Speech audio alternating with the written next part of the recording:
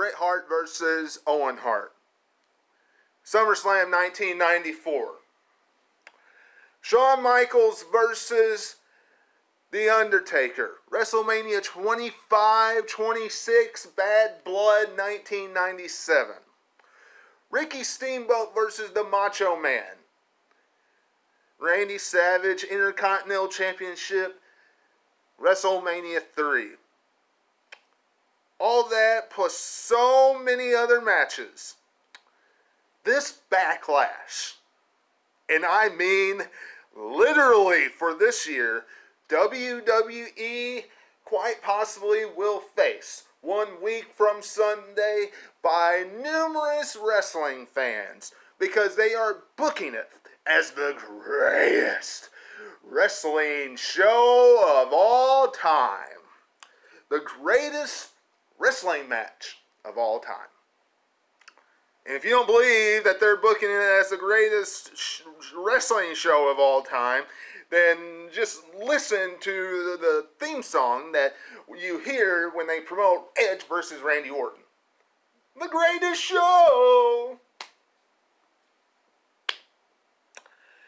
Next weekend, next Sunday, that match will be compared to all those matches I just named off. And so many others. Now, outside of Edge versus Randy Orton, let's see what's on the card.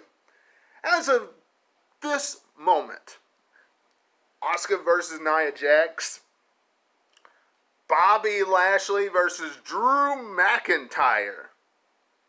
That's going to be a barn burner.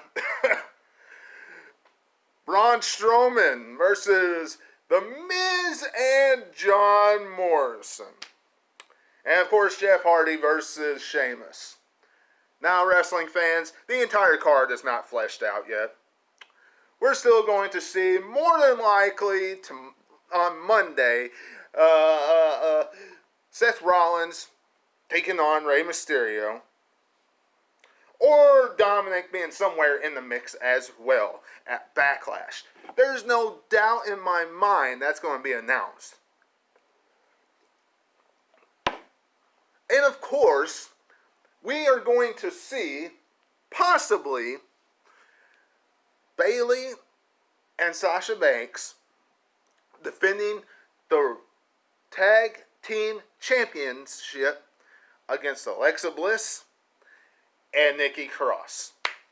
And WWE will probably throw the Iconics in there as well. Just because the Iconics have been having a rivalry with Alexa Bliss and Nikki Cross. So, I mean, in some form or fashion, we'll see the Women's Tag Team Championship at Backlash being defended. Wrestling fans, that truly will be Backlash next Sunday, a week from tomorrow. Does this sound like the greatest show? Does this sound like something that we will remember after next Sunday? No. I mean, let's dive into Drew McIntyre versus Bobby Lashley, shall we? WWE Championship on the line. Who would have thought in a million years we'd see Bobby Lashley in a WWE Championship title matchup, right? I mean, who would have thought? Now, wrestling fans, does he have a chance of winning this Sunday, a week from Sunday? Of course not. Of course not. Has WWE given us a major reason to believe that he's going to win? No. Last week, I enjoyed the fact that he got the upper hand because ever since WrestleMania, Drew McIntyre has been on top of every single week. Every single opponent. He has looked strong. The challenger has to look like he has a chance going into the title defense of Drew McIntyre. So I enjoyed Bobby Lashley getting the upper hand last Monday. But does he really stand a chance? Look who Drew McIntyre has been mowing down week in and week out. Andrade, forget Andrade, the entire stable of Zelina Vega, Seth Rollins, Buddy Murphy, I mean, everybody. Just mowing them down week in and week out. Who's Bobby Lashley really mowed down? Akira Tozawa. Now, Akira Tozawa might be doing good, over on 205 Live, NXT, but on Monday Night Raw, he is the resident jobber of the main roster. So, are we supposed to believe in Bobby Lashley? No. Wow. Bobby Lashley beat up Humberto Carrillo. And it's not going to happen. Drew McIntyre, victorious next Sunday at Backlash. Braun Strowman versus The Miz and John Morrison. Will Braun Strowman successfully retain the Universal Championship? Honestly, if anybody's questioning that, I do not know why. This rivalry is simply there to buy time until Bray Wyatt gets back. Bray Wyatt is going to be the one that takes down Braun Strowman. And I'm not talking about the person Bray Wyatt. I'm talking about the Fiend. It's really a shame how they've treated Braun Strowman's Universal Championship title run, to be perfectly honest. Some of you, even me, I don't like him being a Universal Champion. But look at how they've treated it. They put him up against Bray Wyatt when Bray Wyatt was just his normal human character, right? The character where, it's a guaranteed Bray Wyatt's going to lose because he always gets beat up, he always loses, and things of that nature when he is that character on TV. The Miz even just destroyed him when he came out as just the regular Bray Wyatt. Y'all remember that? And he goes from that, to this. The Miz and John Morrison. The Miz and John Morrison. Now, common sense would tell you that they're not going to put the Universal title on a tag team. They will not. That's number one. And number two, right now, in the role that The Miz and John Morrison are playing, are they Universal Championship caliber material? No. Now, this past Friday on SmackDown, they played sophomore tricks, high school sophomore tricks, on Braun Strowman, busting up his car, Nickelodeon slime, all that kind of stuff. The whole soap thing in the bathroom, sophomore tricks. So what? Really? What's going to happen next Friday? Braun Strowman's going to get a hold of him? I'll tell you what, I hope The Miz and John Morrison actually get the upper hand going into Backlash, so we can actually see something that Braun Strowman has to overcome. They have to overcome something. Even if there's not a chance in The Miz and John Morrison winning. Jeff Hardy versus Sheamus.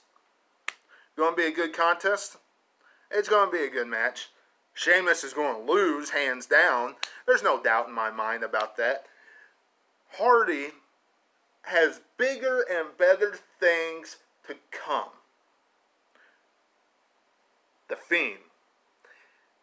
Once he's done with Sheamus and once Bray Wyatt wins the Universal Championship. Perfect storyline. Perfect.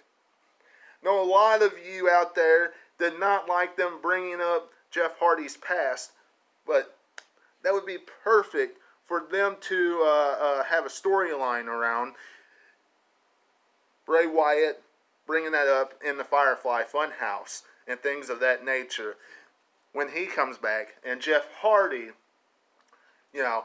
talking back to him and things of that nature. It'd be great. They should do that.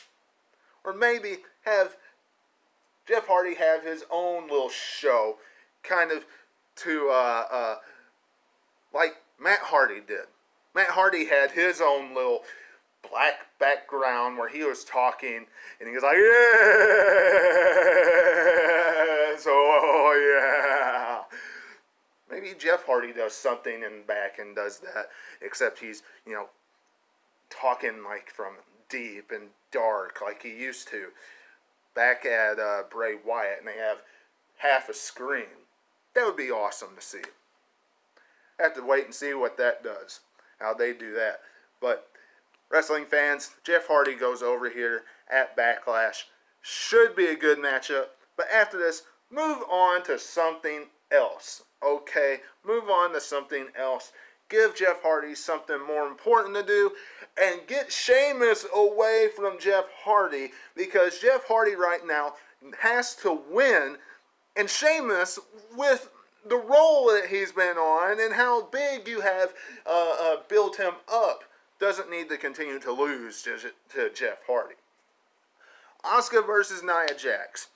Asuka gets the women's championship because Becky Lynch has to go be the mom, not the man, as WWE has been promoting it week in or week out, either by t-shirts or by just ramming it down our throat on TV. So Nia Jax comes into the picture, and she's the number one contender, which they did by this triple threat matchup. Honestly, they could have skipped away of the triple threat match and just did a good storyline between Nia Jax and Asuka, if you want to call it a good storyline. Honestly, I think that they're saving Asuka versus, Shayna Baszler, for later on down in the summer. I hope. That would be a good contest. And give Shayna Baszler the Raw Women's Championship. And then if you want to set Shayna Baszler up with Ronda Rousey or something of that nature, do that. But don't give Asuka the Women's Championship only to just let her lose it to Ronda Rousey and skip everybody else. Don't do that. I'd hate for that to happen. But there's no doubt in my mind that Nia Jax is losing at Backlash. Okay? She's not winning that Raw Women's Championship. I just don't see it. And of course, Edge versus Randy Orton. Edge versus Randy Orton. Great storytelling on the mic. Can listen to them cut promos all day long. Outside of that, to say that they're the greatest wrestling match of all time, forget it. Forget it. Wrestling fans, a week from Sunday, they're going to put on a pretty good contest. I hope that it delivers to some aspect, but it will not be the greatest of all time. It will not. I'm getting out of here. That is your Backlash review.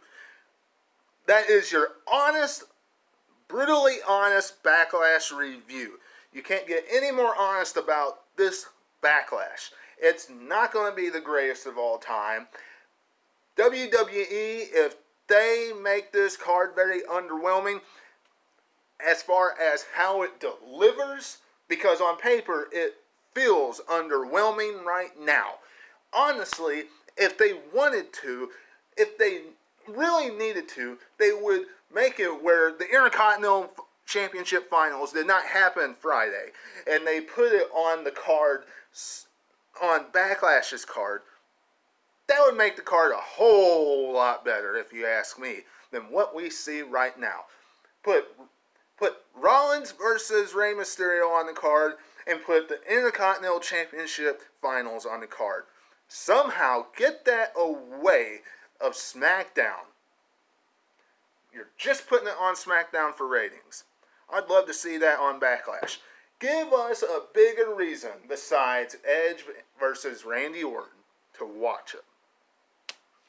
I'm getting out of here. Y'all let me know what you're thinking in the comments below. Subscribe to the channel today.